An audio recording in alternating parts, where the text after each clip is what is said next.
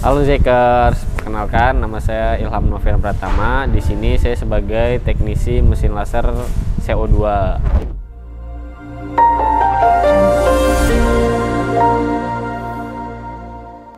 Untuk training mesin di PNJ itu mesin laser CO2 ukuran 130 x 100 cm dengan watt tabung 100 watt menggunakan Ruida controller.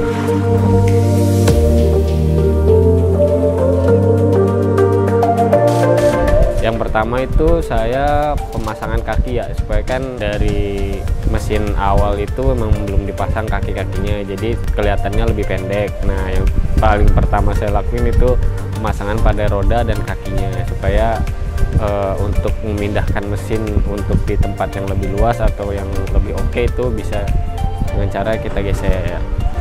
Setelah pemasangan kaki itu saya lanjutkan untuk pemasangan seperti water pump, kompresor angin.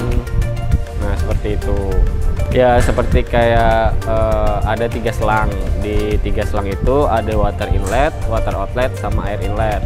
Nah, water outlet itu masukin aja ke air, water inletnya itu ke pompa, pompanya dimasukin ke air.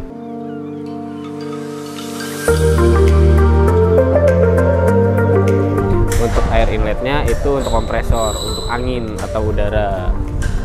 Karena di kampus kemarin nggak pakai chiller, jadi ya mau nggak mau kita harus menggunakan pompa bawaan dari mesin tersebut.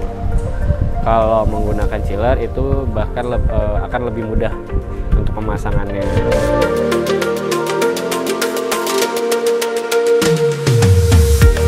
Setelah instalasi yang saya sebutkan tadi selesai, itu saya mengecek pantulan laser. Pantulan laser tuh dari mirror 1, 2, dan 3 sampai ke focal length atau lensa fokus. Itu semua berjalan normal.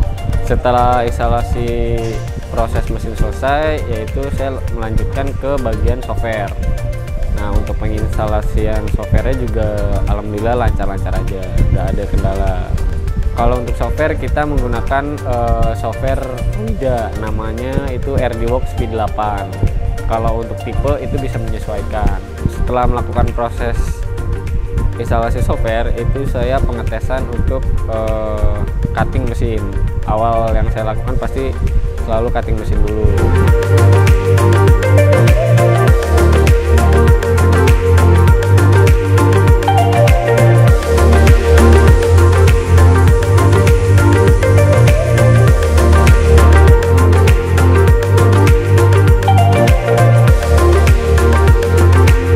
Supaya mengecek dia terputus atau enggak pada saat proses cutting itu. Setelah proses cutting udah semua, baru saya ajarkan kepada dosen cara cutting grafir, terus cara buat desain sih ya secara sederhana aja. Kayak contoh misalkan saya desain di Corel. Nah, dari Corel masuk ke software Ruida itu ada prosesnya step by step. Nah, itu saya ajarkan kepada dosen yang ada di sana.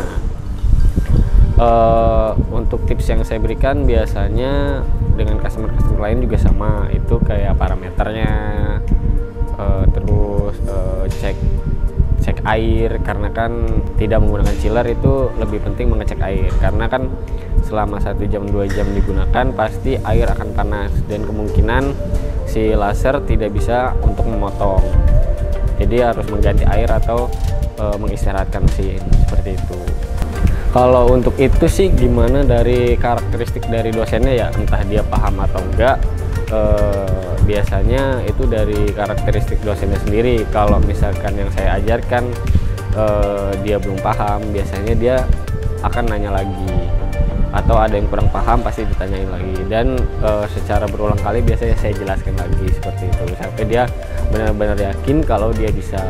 Kalau untuk antusias sih ya kalau bisa dibilang sangat menggebu-gebu iya, dibilang ya biasa saja iya, karena kan emang ada orang yang ingin tahu saja, ada juga orang yang ingin tahu cara menggunakan mesin gitu. Ya tergantung dari dosennya sendiri, entah itu dari kemauan atau niat, itu emang dari dosennya sendiri.